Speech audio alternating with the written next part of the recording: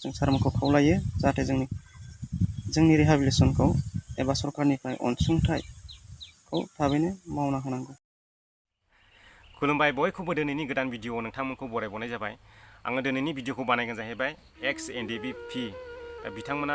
बिथाङा आंखौ खावलायहरबाय थानायलाय बेनिखायनो आङो बे भिडिअखौ लानानै फैबाय। जाय आंखौ खावलायहरबाय थादों आङो बिथांनि मुंखौ फारियै फरायना होलांनि। आङो गामिनि नामखौ बुंनो रोङाखिसै दे। बिथांनि मुङानो जाबाय दानसोरां बसुमतारी, बिफानि मुं सोमला बसुमतारी, गामिनि मुं थादुनि आरो POआ जादों संखं आरो PSआ जादों सिमेन्ट सापरि, ओमफ्राय डिस्ट्रिक्टआ जादों धेमाजि। बिथाङा आंखौ खावलायहरबाय थानायलाय आङो बे भिडिअखौहाय खालामनानै होनाय जाबाय आरो आङो बिथांनि स्क्रिनशटखौ देखायलांगासिनो दङ। बिथाङा आंनो मा मा प्रुफ हरदों आं बे प्रुफखौ देखायलांगासिनो दङ आरो आं नोंथांमोननो लास्टआवहाय भिडिअ क्लिप देखायगोन। नोंथांमोना भिडिअखौ जोबजासिम नायलांबाय थाब्लानो जाबाय।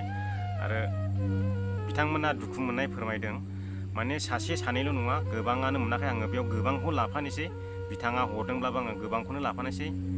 एसेबां बोसोर हाग्रायाव थानानै बड'लेण्ड स्टेटनि थाखाय बिथांमोना जुजिबोबाय, नांबोबाय आरो फैनानै थांनाय बोसोरावहाय BTR रेकर्ड गोजोन गोरोबथा जानानै थांबाय।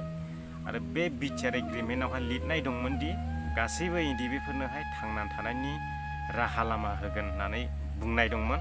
दा बे राहा लामाखौ बिथांमोना दा माखासेया मोनबाय, माखासेया मोनाखै आरो ना। माने खावसे मोनबाय खावसे मोनाखै। बिथांमोना बेनिखायनो दुखु फोरमायदों, माने बिथांमोना दासिमबो मोनाखै। आरो आङो बेखौबो बुंलांफानो सानदों लोगोसे जायनाखि जोंनिनो बर' फिसाफोर जायनाखि दा जेलाव दङ बिथांमोनाबो थाबैनो गजोबगोन होननानै आसा खालामबाय थाबाय। आरो आंनिफ्राय मोनसेल' रिकुवेस्ट जोंनि BTR सरकारनिसिम, सारमोना बे खामानिखौहाय गोख्रैनो मावनानै होनो हायो आसा खालामबाय थाबाय। आरो बिथांमोनाबो गावसिनि मोननांगौ दाबिखौ मोनफुंजोबोब्ला बिथांमोनाबो थांना थानायनि राहाखौ मोनगोन आरो गोसोफ्रावबो गोजोननाय मोनगोन, खुसि मोनगोन।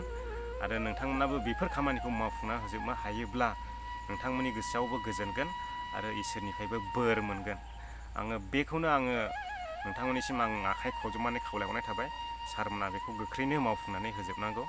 दा आं इसिबां गोरों मानसि नङा, दा सोरबाया सासेया आंनिफ्राय रोंसिन जानानै आंखौ रायनो फैगोनलाय, बेनिखायनो आङो बाथ्राखौ बांद्राय बुंनो गोसो गैया। माने आं बेखौ थोनहरथाब जाबाय थानायखायसो आङो बेखौ बानायनानै होखादों। आसा खालामो जोंनि बर'फ्रा उनाव जाहाथे सिगाङाव जेरै जालांदों गोदाव सोराव सैमा सियालजों जाजादों, अख्लाब जादों, बेफोरबायदि जोंनि बर' फिसाफ्रा दाजालांथों आसा खालामो। दा सिगांनि बायदि हिंसा हिंसि एना एनि जालांनाय जोंनि गेजेरावहाय बेफोरबायदिखौ गोसोखांब्ला गोसोखौ दाबो खोमसि मोनो। दा बेनि थाखायनो आसा खालामो जोंनि बर'फ्रा उनावबो बेफोरबायदिया दाजालांथोंसै होननानै आसा खालामबाय थायो। जोङो बिराद गोजोननाय मोनगोन जाहाथे जोंनि गेजेरावहाय बेबायदि हिंसा हिंसि हाथियार दैनाय मा दैनाय बेफोरबायदि फैफिनाब्ला जोंनि थाखाय बिराद मोजां जायो। सुख सान्थि गोजोननाय मोनगोन, नोंथांमोनाबो गोजोननाय मोनगोन, बिथांमोनाबो गोजोननाय मोनगोन आरो जोंनि गासैबो बर' रायजो राजाफ्राबो गोजोननाय मोनगोन। बेफोरबायदि जुदि सान्थि भागैहाय गासैबो मोननांगौ मोन्थायखौ गासैबो समानै मोन्थाय मोनजोबोब्ला गासैबो गावबा गाव थांना थानायनि राहा लामाखौ नागिरनानै बिथांमोना बिजनेस बायदि मावनानै जागोन, बेखौनो आङो आसा खालामो। आरो आङो खनसे खावलायबावो जोंनि दानि BTR सरकार गोदान बिथांमोना बे खामानिखौहाय थाबैनो मावनानै होयो। जायनाखि बिथाङा X NDFB Pनिमोन दे, बेवहाय गोबां दङ जानो हागौ आं मिथिजोबा, थेवबो रिकुवेस्ट खालामजानाय हिसाबै आङो एसे एनैखौ बुंनानै होबाय। आङो इसिबां गोरों मानसिबो नंखाया, थेवबो आङो एसे एनैखौ आंनि खुगाजों हानायखिनिखौ आङो बुंनानै होबाय। गोरोन्थि जालाङोबा सारमोनाव निमाहा बिनाय थाबाय। दा बिथांमोना बे गावसिनि मोननांगौ मोन्थायखौ मोनैनि थाखाय गोसोआव बिराद दुखु मोननानै दङ। माने आङो आरो खावलायबावो जायनाखि NDFB Pनि सार गबिन्द बसुमतारी, दा बिथाङा NDFB Pनि लिडारमोन, दा गाहाय दैदेनगिरिमोन बिथाङा। दा सारा डिपुटि चिफ जानानै दंफैयो।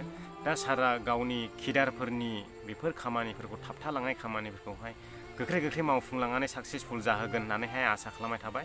सार गबिन्द बसुमतारी सारनिसिम आरो प्रमद सारनिसिम आङो बे बाथ्राखौनो दैथायहरबाय। नोंथांमोना जुदि भिडिअखौ नुदों शेयार खालामहर, जाहाथे बिथांमोननि दुखुखौहाय बिथांमोनाबो बुजिनो हायो, सारमोनाबो नायबिजिरनो हायो। बे बुंनायफोरा गोरोन्थि जालांदोंब्ला आङो नोंथांमोनावहाय आखाइ खबजबनानै निमाहा बिनाय थाबाय आरो आसा खालामो थाबैनो गासैबो मोनफुंजोबगोन होननानै। बिथांमोननि जेनाखि किस उइथड्र जानाय आरो जेनाखि अनसुंथाइ मोननाय, बिथांमोननि थांना थानायनि राहा लामा दिहुननानै होनाय, बेफोर गासैबो जाजोबगोन होननानै थाबैनो बेफोर गासैबो थाबैनो जाजोबगोन होननानै आसा खालामनाय थाबाय। गोजोन्थों। आंनि गोसो गोरबोनिफ्राय अननाय आरो सिबिनायखौ बयनिसिमबो जासिहरनाय थाबाय। जों एक्स एनडिएफबि हिसाबै जों दासिमबो रिहेबिलिटेसन एबा सरकारनिफ्राय अनसुंथाइ दासिमबो मोननाय जायाखै आरो जोंनि लोगोफ्रा मोनलांजोब्बाय आरो जों मोननाय जायाखै दासिमबो। मानि थाखाय मोनाखै? जोंनि माखासे लिडारफ्रा जोंनि खामानिखौ जाहाथे थाबैनो मावना होनांगौ, बिदियावनो गोबां जोंनि बर' माहारिफ्रा गुलाय गुजाय जादों आरो सारमोनखौ जों खावलायहरो जे जाहाथे जोंनि खामानिखौ थाबैनो मावना होनो थाखाय। आरो जों बेसेबां दुखु खस्थ' सहायना थानो, जों हाजिरा मावनो जों हाया एबा जोंहा मोनसे लाजिनाय फैयो। दा बेनि थाखायनो जों सारमोनखौ खावलायो जाहाथे जोंनि रिहेबिलिटेसनखौ एबा सरकारनिफ्राय अनसुंथाइखौ थाबैनो मावना होनांगौ। Thanks U.